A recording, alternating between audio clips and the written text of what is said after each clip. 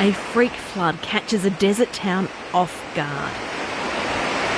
Alice Springs woke to find the Todd and the Charles Rivers bursting, prompting last-minute emergency warnings of imminent danger. The kids think it was great because they didn't realise how dangerous it was, but I couldn't drive them out in the car. It was a lucky escape for the Dardick family after their rented industrial property on the Stewart Highway was swamped. The moment I opened this door, I caused the river to come flowing through. And they're still counting the cost. The mess, man, the mess was around here. It took me 2 days just to clean up all the mess here. Member for Araluen, Robin Lamley, says the town narrowly avoided disaster and that successive governments have stalled flood mitigation works in the region because of the cost.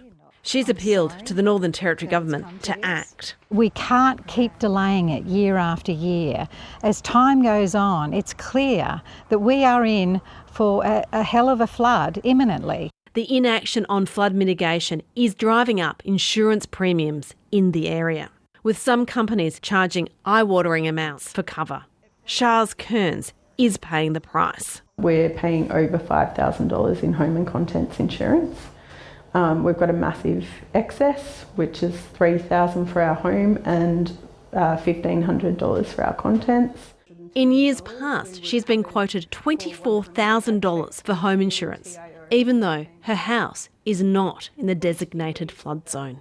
It's a condition of our mortgage that we must have certain insurance. So if it becomes unaffordable to insure our house, we'll have to sell our house.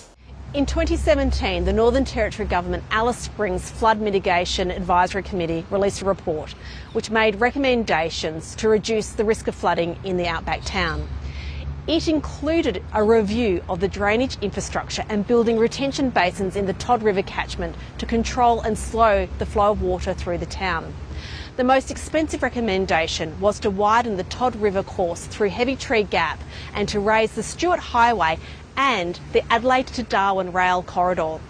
But a decade on, nothing has happened. There is no other way to get services right through the Territory if this is cut off. So this is a very important infrastructure piece. It's a national highway. It's very much the responsibility of the federal government. For residents facing rising premiums, the lack of action is frightening. It makes me feel sick. That's not affordable for us, and it's really concerning.